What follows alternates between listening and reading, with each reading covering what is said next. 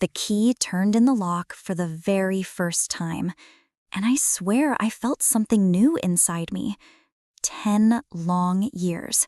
10 years of simple meals, old furniture, and saying no to anything that cost more than a few dollars. But here I was, standing in the doorway of my very own home. My name is Celeste Ward, and at 33, I had finally done it.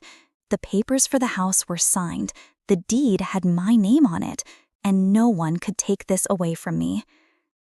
The house wasn't huge, a small 2-bedroom place in a quiet neighborhood, but it was mine. Well, don't just stand there staring, my mother's voice cut through my happy moment.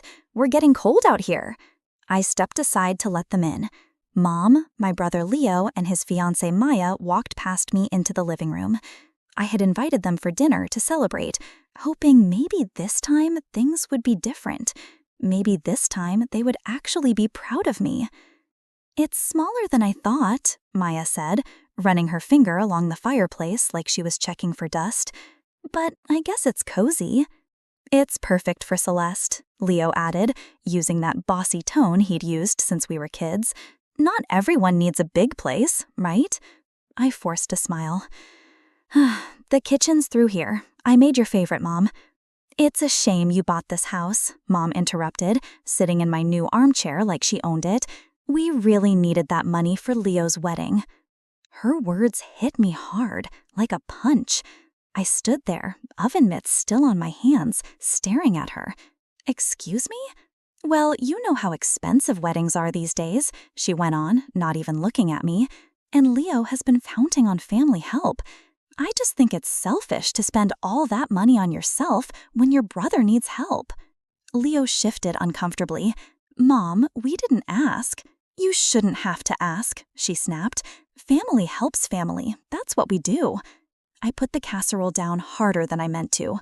I worked for 10 years to save for this house. 10 years, Mom. And now you have it, she said with a shrug.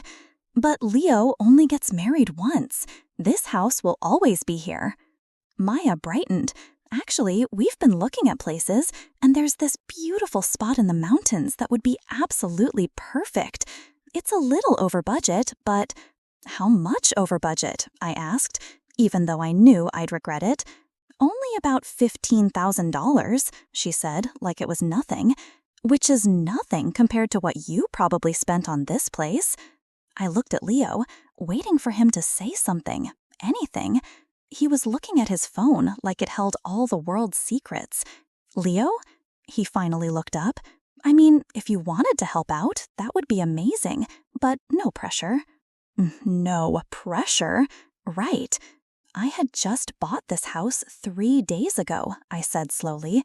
I have exactly $400 in my bank account and a house payment due in 3 weeks. Well, you could always take out a loan on your house, Mom suggested. That's what houses are for, building money for the family. I stared at her. This woman who had raised me, who had supposedly loved me, was sitting in my living room, suggesting I risk my future for my brother's party. Dinner's ready, I said quietly. We ate in tense silence. Maya kept taking pictures of her food, probably for social media. Leo scrolled through his phone between bites. Mom found fault with everything, from the taste of the food to how I had placed the napkins. This is really good, Celeste, Leo said suddenly, like he just remembered he should be nice to me. Thanks. You know, once we're married, you should come over for dinner more often. Maya's an amazing cook. Maya beamed. I make this amazing fish dish that's to die for. Of course, we'll need to get a bigger dining table first. The one we have now only seats 4. That sounds lovely, I said, cutting my chicken with more force than needed. After they left, I stood in my kitchen washing dishes, trying to understand what had just happened. My mother had looked at my biggest achievement and only seen what it could do for her favorite son. My brother had gone along with it like it was perfectly normal, and his fiancée had spent the whole evening pointing out everything she thought was wrong with my home. I dried the last plate and put it away in my cabinet. My cabinet, in my kitchen, in my house. 3 days later, I woke up to the sound of water dripping. The basement was flooded. I stood ankle-deep in dirty water, watching my storage boxes float like sad little boats. The basement that had been completely dry during the inspection was now a swimming pool. "Ma'am, I'm going to need to shut off your main water line," the plumber said, walking past me with his flashlight. "This is bad." "How bad?" He knelt near the water heater, looking at the pipes. "Well, the good news is it's not a burst. The bad news is—" He paused, running his finger along a copper pipe. "This didn't happen naturally." My stomach dropped. "What do you mean?" "Someone took a hammer or something heavy to this pipe. See these dents and this crack here," he pointed with his flashlight. "This was on purpose. Someone wanted this pipe to break." I felt like I might throw up. "Are you sure?" "Lady, I've been doing this for 20 years. Pipes don't crack in perfect straight lines like this unless someone helps them along." He stood up, water dripping from his clothes. "You got any enemies? Someone who might want to mess with your house?" I thought about Mom's words. "It's a shame you bought this house." About Leo's uncomfortable shifting when she said it. About how he had barely looked at me during dinner. "I need to make some calls," I said. After the plumber left, I sat on my front step, staring at the bill. $8,000 in damage. My insurance might cover some of it, but there would be questions, investigations, and if they found out it was on purpose... My phone buzzed. A text from Leo. "Hey, heard about your flood? That sucks. Let me know if you need anything." Heard about it? I hadn't told anyone yet. I scrolled back through our recent messages. Nothing. I checked my call log. I hadn't called him. So how did he know? I walked back into the house, my mind racing. When I had bought this place, I had been worried about safety, living alone for the first time. I had put cameras in the main rooms and one in the basement near the water heater, just in case. I opened the app on my phone with shaking fingers. The video from 2 nights ago showed nothing unusual, but yesterday morning at 11:47 a.m., the basement door opened. Leo walked down the stairs. He looked around, then pulled out his phone and made a call. I couldn't hear what he was saying, but I could see his lips moving. He walked directly to the water heater like he knew exactly where he was going. Then he pulled something from his jacket, a small hammer. I watched my brother calmly hit the pipe in 3 different spots, precise hits, like he had been told what to do. After the 3rd hit, water began to slowly seep out. He stood back, admired his work, then said something else into the phone. I could make out the words, "It's done," from his lip movements. Then he left. I replayed the video and watched it again and again. Each time, the betrayal felt deeper. This wasn't some random act of damage. This was planned, thought out. My phone rang. Mom. "Celeste, honey, I heard about your basement. What a terrible thing to happen so soon after moving in." "How did you hear about it?" A pause. "Leo mentioned it. He's so worried about you." "I haven't told Leo anything." Another pause, longer this time. "Well, maybe Maya heard something. You know how news travels." "Mom, I found the flood 3 hours ago. I've talked to exactly one person, the plumber." "Celeste, I don't like your tone." "My tone?"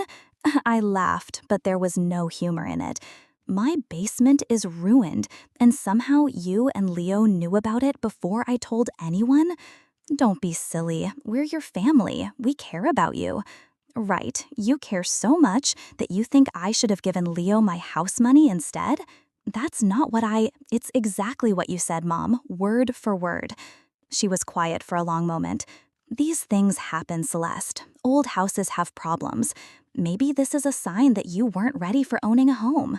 The nerve of it took my breath away. "A sign?"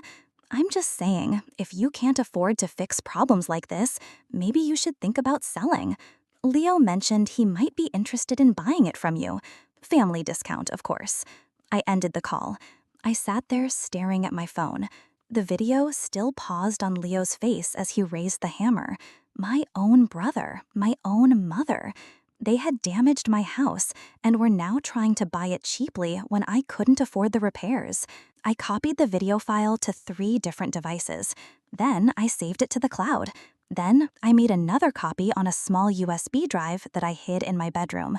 For the first time in days, I smiled. Sunday dinner at Mom's house, the same routine I had followed for years, except now I sat at the table knowing exactly what kind of people I was eating with. "Celeste, you look tired," Mom said, passing the mashed potatoes. "All this house stress must be getting to you." "I'm managing," I replied, spooning potatoes onto my plate like nothing had changed.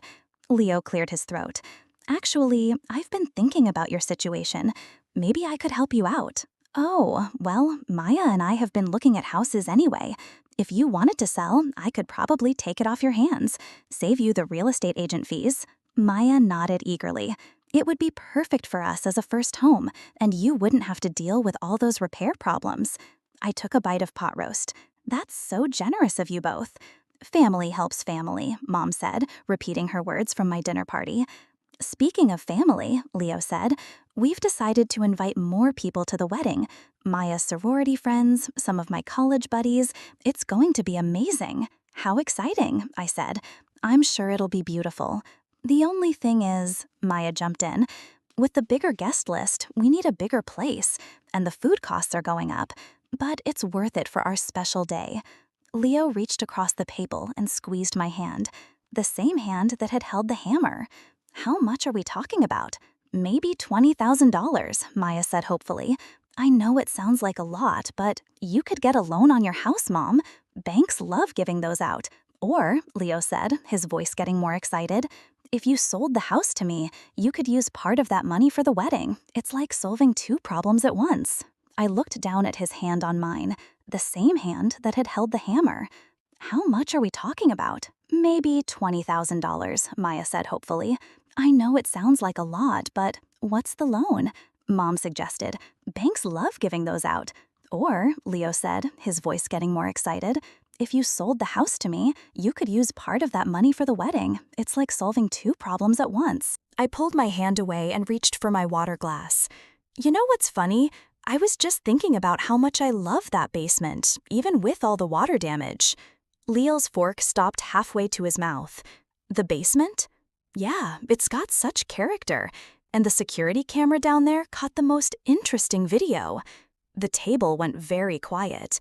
"Security camera?" Mom asked. "Oh yes, I had them installed when I moved in. You can never be too careful these days." I smiled at Leo. "The one by the water heater has an excellent view." Maya looked confused. "View of what?" "Everything," I said simply. Leo put down his fork. "Celeste, what are you getting at?" "Nothing at all. I'm just saying it's amazing what technology can capture these days. Every detail, every face, every planned action." Mom's face had gone pale. "I think you're being paranoid, honey." "Am I?" "Because I've been getting the strangest calls from neighbors. Apparently there's been some gossip going around about me being unstable and angry. Funny how these rumors started right after my housewarming dinner." "People talk," Leo said, but his voice was strained. "You can't control what people say." "True, but you can control what you say and to whom." I took another bite of pot roast. "This is delicious, Mom. What's your secret?" "Celeste, I don't like where this conversation is going," Mom said. "Neither do I, but here we are." Maya looked between us, clearly sensing the tension but not understanding it. "Maybe we should talk about something else." "Good idea," I said. "Leo, how's work going? Still doing construction?" "Yeah, why?" "Just curious about your tools. You always were good with a hammer." He pushed back from the table. "I think I need some air." "Sit down," Mom snapped at him. Then to me, "Celeste, whatever you think you know." "I don't think anything, Mom. I know exactly what happened. The question is, what are we going to do about it?" "You're being silly," Mom said, but her hands were shaking as she reached for her wine glass. "Am I? Because my insurance company is very interested in my security video. They love having clear proof when looking into claims." Leo sat back down heavily. "Look, Celeste. No, you look." I put down my fork and leaned forward. "I worked 10 years for that house. 10 years of saving every penny, eating simple food, wearing the same clothes until they fell apart, and you destroyed it because you wanted wedding money. That's not, Maya started. It's exactly what happened. And now you're sitting here asking me to take out a loan to pay for your party after you damaged my home. The room was completely silent, except for the ticking of Mom's kitchen clock. "What do you want?" Mom finally asked. I smiled and picked up my fork again. Right now, I want to finish this delicious dinner with my loving family. My phone buzzed, a text from an unknown number. "This is regarding your property complaint. Please call to discuss your case." I showed them the screen. "Looks like someone filed a complaint about my property, trying to get the city to force me to sell." I looked directly at Leo. "Any idea who might do something like that?" He wouldn't meet my eyes. "Well," I said, standing up and grabbing my purse, "this has been lovely, but I should get home. I have some very interesting phone calls to make." Aunt Clara's house always smelled like lavender and fresh bread. She opened the door before I could knock, like she had been watching for me. "Well, look what the cat dragged in," she said, pulling me into a hug. "You sounded upset on the phone. I need to talk to someone who won't lie to me." She studied my face with those sharp eyes that miss nothing. "That bad, huh? Come on, I just made tea." We settled into her living room, the same floral couch she had had for 20 years. Clara poured tea from a fancy china set that probably cost more than my car. "So," she said, settling back with her cup, "what has Veronica done now? How do you know it's about Mom?" "Honey, you only get that particular look when you're dealing with your mother. I've seen it since you were 12 years old." I took a sip of tea, trying to figure out where to start. "Do you think I'm selfish for buying my house?" Clara nearly choked on her tea. "Selfish for buying your own home with your own money? Mom thinks I should have given the money to Leo for his wedding instead." "Of course she does." Clara put down her cup with a sharp clink. "Let me guess. She said something about family helping family? Word for word. That woman has been using that line to control people for 40 years. She used it on me when she wanted money for Leo's college. Used it on your father before he finally had enough and left." I looked up sharply. "She asked you for money for Leo's college? $20,000, she said. Said it was a family investment in his future." Clara's voice was bitter. "I gave it to her because I'm an idiot. You know how much he thanked me? 0, because he never knew I paid for half his education." "She never told him?" "Of course not. Then he might feel like he owes someone other than her." Clara leaned forward. "Celeste, your mother has spent your entire life making sure you knew you came second to that boy. And now she's angry because you finally did something for yourself." The words hit harder than I expected. I just wanted her to be proud of me, just once. "Oh, sweetheart." Clara reached over and squeezed my hand. "She is proud of you. That's the problem." "What do you mean?" "You think she doesn't see how hard you've worked, how you've built a life without needing anyone. She sees it, and it scares her, because if you don't need her, she can't control you." I stared into my teacup. "There's more." I figured there might be.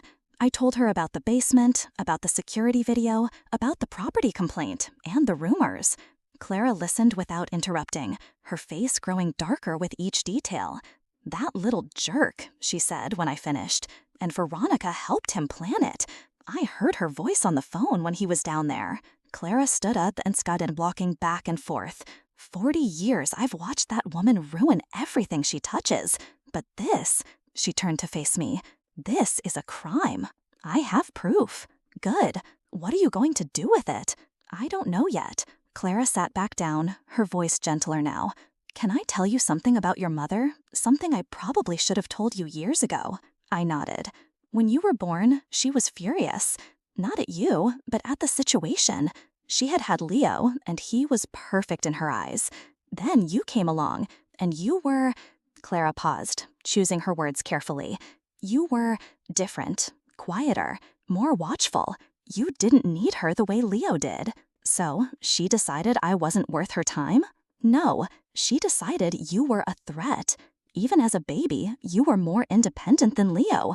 You slept through the night earlier, walked earlier, talked earlier, and every step you took made her realize that you might not need her forever." I felt tears building behind my eyes. So, she made sure I knew I wasn't the favorite? She made sure you knew your place. And your place was always supporting Leo. Clara's voice was strong now, but you broke the pattern. You got educated, got a good job, bought a house. You proved you didn't need her approval to succeed. And now she's trying to tear it all down. Because if you can make it without her, what does that say about Leo? He's 28 years old and still running to mommy for money. My phone buzzed. A text from Leo. "We need to talk. Can you come over tonight?" I showed Clara the message. "Don't go," she said immediately. "Whatever they're planning, it's not good." "I have to face them eventually." "Not alone. You don't." Clara stood up. "I'm coming with you." "Clara, you don't have to." "Yes, I do. I've been watching Veronica bully you for 30 years, and I've kept quiet because I thought it was family business. But this isn't family business anymore. This is war." She walked to her kitchen and came back with a small digital recorder. "What's that for?" "Insurance," she said, slipping it into her purse. "If they want to talk, let's make sure we remember every word." I didn't go to Leo's that night. Instead, I called my coworker, Ben. "Celeste, it's almost 9. Everything okay? I need a favor, a big one." "Shoot. You still have that friend who works in family law?" There was a pause. "Yeah, Mark. Why?" "I need to know about recording laws and property damage and fraud." "Curious, Celeste. What's going on?" I told him everything. The basement, the video, the property complaint. When I finished, he was quiet for a long moment. "You need to talk to Mark tomorrow. But Celeste, don't do anything foolish tonight." Define foolish. Don't confront them. Don't threaten them. Just record everything and let the law handle it. "The law moves slowly, Ben. They're not going to stop." "Promise me you won't do anything tonight." "I promise." I hung up and immediately started working on my presentation. The next morning, I met Mark at a coffee shop downtown. He was younger than I expected, with kind eyes and a serious look. "Ben filled me in on the basics," he said, sliding into the booth across from me. "You have video proof of your brother damaging your property?" "Clear as day." I showed him the video on my phone. He watched it twice, taking notes. "This is definitely criminal property damage. Probably a conspiracy if your mother was involved in planning it. The property complaint could be harassment or an attempt to cheat. What can I do about it?" "Legally, file a police report, press charges, sue for damages." He looked up from his notes. "But you're not asking about legal options, are you?" "What do you mean?" "You're asking what you can get away with, what you can do to them without getting in trouble yourself." I didn't answer. "Celeste, I get it. Family betrayal hurts differently. But if you're planning some kind of revenge, you need to be very careful. Document everything, stay within the law, and don't give them anything to use against you." "What if I just shared the truth with other family members?" "Truth isn't lying. As long as you're not lying or making things up, you can tell anyone anything that actually happened." I left the coffee shop with a plan forming in my mind. That afternoon, I called my cousin Olivia. "Celeste, how's the new house?" "That's actually why I'm calling. I wanted to invite everyone over for a family dinner, kind of a proper housewarming." "That sounds lovely. When?" "This Sunday. I was thinking of making it special. Maybe put together a little slideshow about the house, the fixing up process. You know how much Aunt Clara loves family photos. She'll love that." "Should I bring anything?" "Just yourselves. Oh, and Olivia, make sure everyone comes. I really want the whole family there. Even Leo and your mom. Things seem tense at Clara's birthday party, especially with them."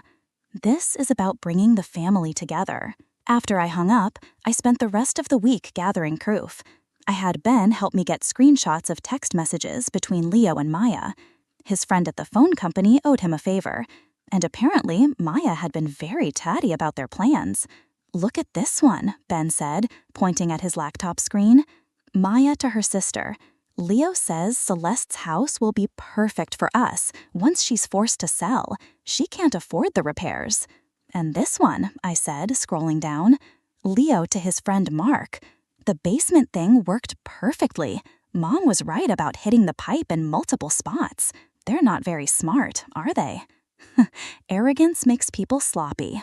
I spent Saturday night editing my slideshow. It started innocently enough. Photos of me painting walls, putting in lights, arranging furniture, happy music, cheerful changes. Then, about halfway through, the mood shifted. The security video appeared without warning. Clear, time-stamped video of Leo entering my basement. The sound was perfect. You could hear him talking to Mom on speakerphone. "Are you sure about this?" Her voice came through clearly. "What if she finds out?" "She won't.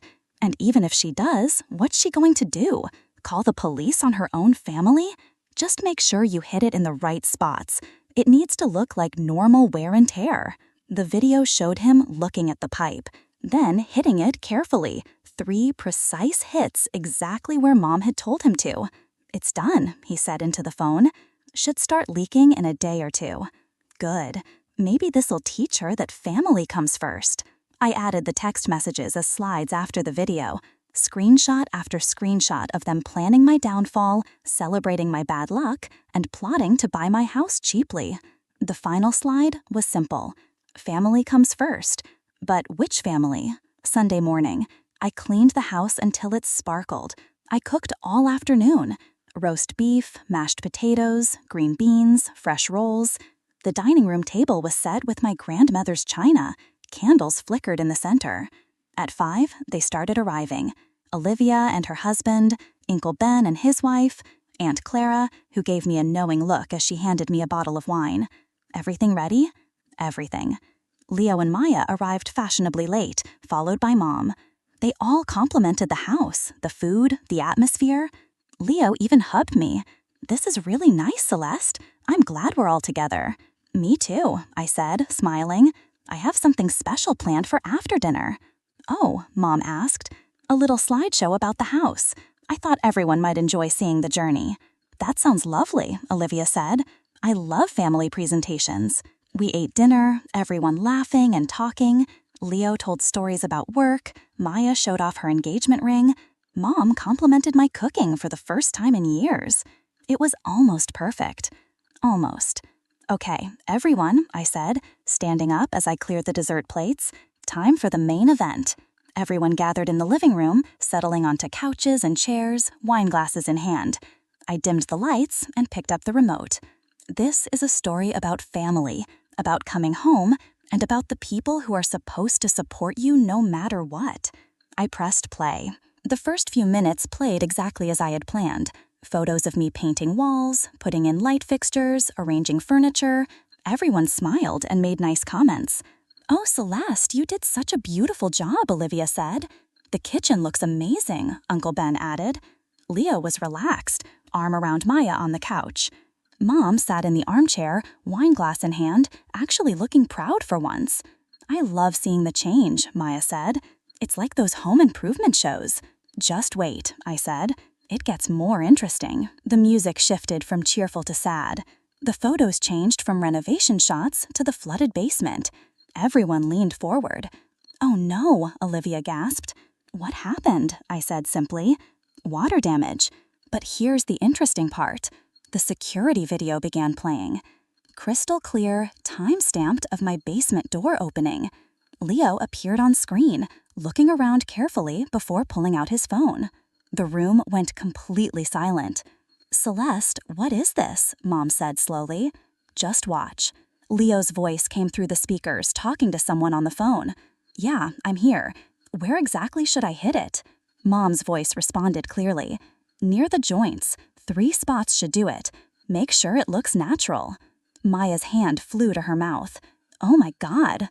On screen, Leo pulled a hammer from his jacket and went to the water pipe.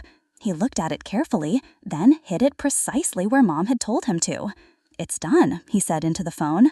"Should start leaking in a day or 2. Good. Maybe this'll teach her that family comes first."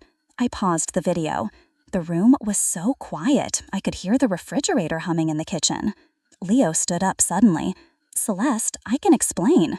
"Sit down," Aunt Clara said sharply. "Let her finish." "There's more," I said, moving to the next slide. Text messages. Screenshot after screenshot filled the screen. Maya's messages to her sister about how they'd get my house cheaply. Leo's texts to his friends about the basement thing working perfectly. Mom's messages to her bridge club about how I was unstable and couldn't handle owning a home. Olivia was staring at the screen in horror. They planned this whole thing. The property complaint too, I said, clicking to the next slide. Filed anonymously, but the internet address traces back to Leo's apartment. You traced internet addresses? Uncle Ben asked. I have friends who know computers. Maya was crying now. Leo, how could you do this to your own sister? She wasn't supposed to find out, he said weakly. That makes it better, Olivia snapped. Mom finally found her voice. Celeste, turn this off right now. Why? Embarrassed? You're shaming your family. I'm showing my family who you really are. We're your family, Mom shouted, standing up. We raised you. We loved you. You damaged my house because I wouldn't give you money for Leo's wedding. We needed that money for what? A party? While I'm supposed to live in a flooded basement? Aunt Clara stood up slowly. Veronica, I have watched you control this girl for 30 years. But this, she pointed at the screen, this is a crime. Stay out of this, Clara. No, I'm done staying out of it. Clara's voice was cold as ice. You destroyed her property, you filed false complaints, you spread lies about her mind, all so your precious boy could have a fancy wedding. Leo was pale as a ghost. It wasn't supposed to be this bad. The damage was supposed to be small. Small? $8,000 in damage is small? We were going to help you fix it, Mom said desperately, after I sold you the house at a loss. Maya was sobbing openly now. I didn't know. I swear I didn't know they were going to do this. But you knew about the plan to buy the house cheaply, I said, clicking to her text messages. You were excited about it. I thought it was just business. Destroying someone's home is just business? Uncle Ben cleared his throat. Celeste, what do you want to do about this? I looked around the room, at Leo, who couldn't meet my eyes, at Mom, who was clutching her wine glass like a weapon, at Maya, makeup running down her cheeks, at my extended family who were seeing the truth for the first time.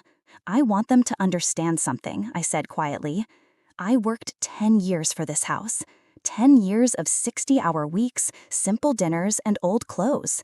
I saved every penny because I wanted something that was mine, something nobody could take away from me. Celeste, Leo started. I'm not finished. My voice was steady, controlled. You took a hammer to my dreams because you thought your party was more important than my life. You filed false complaints to try to force me out of my home. You spread rumors to make people think I was crazy. We're family, Mom said. No, I said, standing up. Family doesn't do this to each other. Family celebrates your success, not ruins it. I picked up a large envelope from the coffee table. These are copies of everything. The video, the text messages, the property complaint, the insurance fraud papers. What are you going to do with those? Leo asked, his voice barely heard. I smiled for the first time all evening. Now that's the interesting part. I opened the envelope and pulled out a stack of papers. One copy goes to the police for criminal charges, property damage, conspiracy, filing false reports. Leo's face went white. Celeste, please. Another copy goes to my insurance company. They're very interested in clear proof of intentional damage. Turns out insurance fraud is a serious crime. Mom lunged for the envelope. Give me those. Aunt Clara stepped between us. Sit down, Veronica. And this copy, I continued, holding up another set, goes to the housing authority. They take false complaints very seriously, especially when someone tries to use city resources for personal gain. You're ruining your own family, Mom said, her voice shaking. I'm not ruining anything. I'm just showing everyone what you already ruined. Maya was breathing fast. Leo, do something. What am I supposed to do? He snapped at her. She has everything on video. You could try saying sorry, Olivia said coldly, though it's a little late for that. I'm sorry, Leo said quickly. Celeste, I'm so sorry. It was stupid. I was desperate. Desperate for what? A bigger wedding Maya wanted? Don't you dare blame this on me, Maya screamed. You told me your sister was being selfish. You said she owed you." "She does owe me," Mom shouted. "We raised her, we fed her, we put a roof over her head." "For 18 years, I said calmly. "I've been taking care of myself for 15 years since then. I don't owe you anything." Uncle Ben was shaking his head. "Veronica, how did you think this would end? She was supposed to sell the house and help her brother. That's what family does." "Family doesn't commit crimes," Aunt Clara said. "Family doesn't destroy each other's property." "It was just a pipe," Mom roped. "It was my home," I yelled back, finally losing my calm. "It was the first thing I ever owned that was truly mine, and you destroyed it because you couldn't stand that I succeeded without you." The room exploded. Leo was arguing with Maya, Mom was screaming at Aunt Clara. Olivia was on her phone, probably texting her husband about the drama. I walked to the kitchen and came back with another envelope. "There's more," I said loudly. Everyone stopped talking. "The basement wasn't your only plan, was it?" I pulled out more papers. "The rumors you spread about my mental health. The calls to my workplace suggesting I was unstable. The anonymous tip to my house loan company questioning my income." Leo's mouth fell open. "How did you?" "Phone records, email traces, security video from my office building showing you in the lobby talking to my boss." I smiled. "You really thought I wouldn't figure it out, didn't you?" "Celeste," Mom said desperately, "we can fix this. We can make it right." "How? By paying for the damage you caused? By taking back the lies you told? By giving me back the peace of mind you stole?" "We'll pay for everything," Leo said. "The repairs, the insurance payment, whatever you want." "With what money? You're broke. That's why you needed my house money in the first place." Maya stood up suddenly. "I can't do this anymore. Leo, I'm going home." "Maya, wait. No, I'm not marrying someone who would do this to his own sister. I'm not becoming part of this family." She grabbed her purse and headed for the door. "Maya, please." Leo chased after her. We heard the front door slam, then a car engine starting. "Look what you've done," Mom said to me. "You've ruined his engagement." "I ruined his engagement?" "He ruined his engagement when he took a hammer to my basement. He was trying to help you by destroying my property, by showing you that you needed family." Aunt Clara stood up. "Veronica, I've heard enough. You're crazy. Don't you start with me, Clara." "I'll start and I'll finish. You've spent 30 years poisoning this family against Celeste because she didn't need you the way Leo does. And now you've committed actual crimes because you can't stand that she's successful. She's not successful, she's selfish. She bought a house with her own money. How is that selfish? Because she should have helped her brother. Her brother is 28 years old, Olivia shouted. He should be helping himself." Leo came back in looking defeated. "She's gone. She won't answer her phone." "Good," I said. "She deserves better than this family." "Celeste, please," he said, tears in his eyes. "I'll do anything. I'll pay you back. I'll tell the police myself. Just don't press charges." I looked at him for a long moment. My little brother, who I had protected from bullies in school, who I had helped with homework, who I had lent money to more times than I could count. "You know what the worst part is?" I said quietly. "I would have helped you. If you just asked me honestly, explained your situation, I would have found a way to help with the wedding." "You would have? Of course I would have. You're my brother." "But instead, you decided to destroy my life to get what you wanted." I walked to the mantelpiece and picked up a certified letter. "This is a restraining order. You're not allowed within 500 feet of my house or my workplace, Leo." "Celeste!" "And this," I said, holding up another paper, "is a lawsuit for damages, emotional pain, and punishment. My lawyer thinks we can get triple damages because it was on purpose." Mom was crying now. "You're destroying your own family." "No, Mom. You destroyed it the day you decided I wasn't worth as much as Leo. I'm just making sure everyone else knows it too." I looked around the room at my extended family. "Thank you all for coming. I think you've seen enough." One by one, they left. Uncle Ben patted my shoulder. Olivia hugged me tight. Aunt Clara was the last to leave. "I'm proud of you," she whispered. It's about time someone stood up to her. After they left, I sat alone in my living room, surrounded by the proof of my family's betrayal. The house was quiet, except for the sound of my own breathing. For the first time in weeks, I felt free. The doorbell rang on a Tuesday morning 3 weeks after the dinner. I opened it to find Leo standing on my porch looking like he hadn't slept in days. "Celeste, please, can we talk? You're breaking the restraining order." "I know, I don't care. I need to tell you something." I kept the door mostly closed, my hand on my phone. "You have 2 minutes. Mom's in the hospital." That stopped me cold. "What happened?" "Stress-induced heart problem. She collapsed at work yesterday." His voice cracked. "She keeps asking for you." "I'm sure she does." "Celeste, please, whatever you think of me, whatever I did, she's still our mother." "Our mother who helped you destroy my house?" I know what we did was unforgivable, but she's scared. The doctors say the stress from all this legal stuff is making her worse." I stared at him through the gap in the door. "So you want me to drop the charges so Mom feels better?" "I want you to see her just once. Let her apologize." She had 3 weeks to apologize. She chose to hire a lawyer instead. "The lawyer was my idea. I thought we could fight it." He ran his hands through his hair. "I was wrong about everything." "Yes, you were." "Maya left me." "I know. Olivia told me. She said she couldn't marry someone who would hurt his own family." "She was right."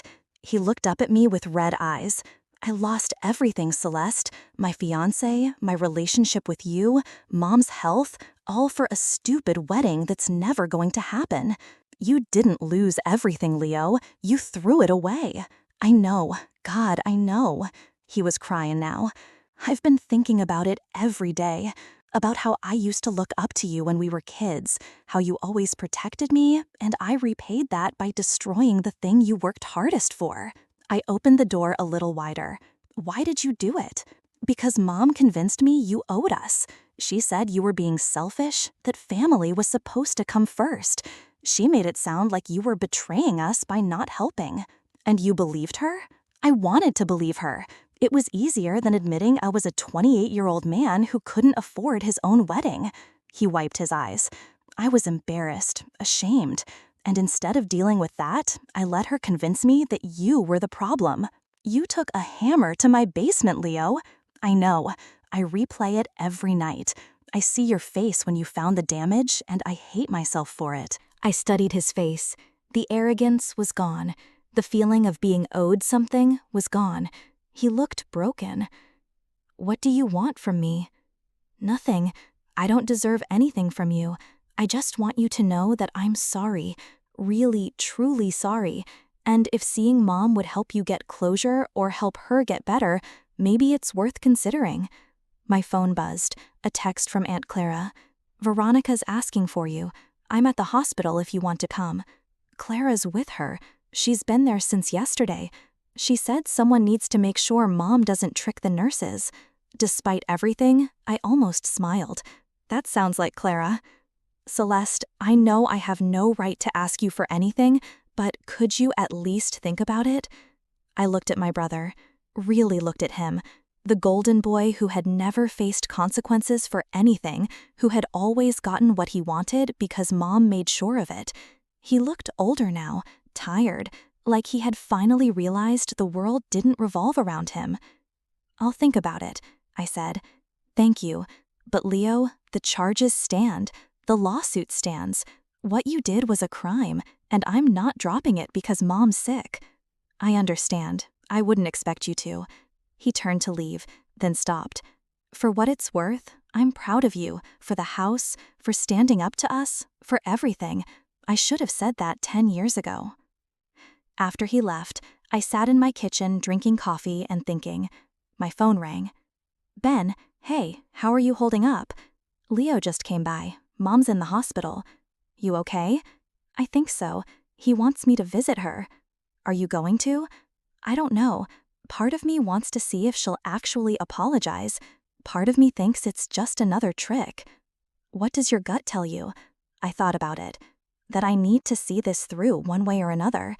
"Want me to drive you?" "Actually, yeah, that would help." An hour later, we were walking through the hospital hallways. Aunt Clara met us at the elevator. "She's stable," she said without waiting. but she's been asking for you constantly. Fair warning, she's still Veronica. Don't expect a complete personality change. I'm not expecting anything. Good. That's the safest way to deal with your mother. We walked to room 314. Mom was propped up in bed, looking smaller and older than I had ever seen her. When she saw me, her eyes filled with tears. Celeste, you came. I came. I'm sorry. I'm so sorry for everything. I pulled a chair next to her bed.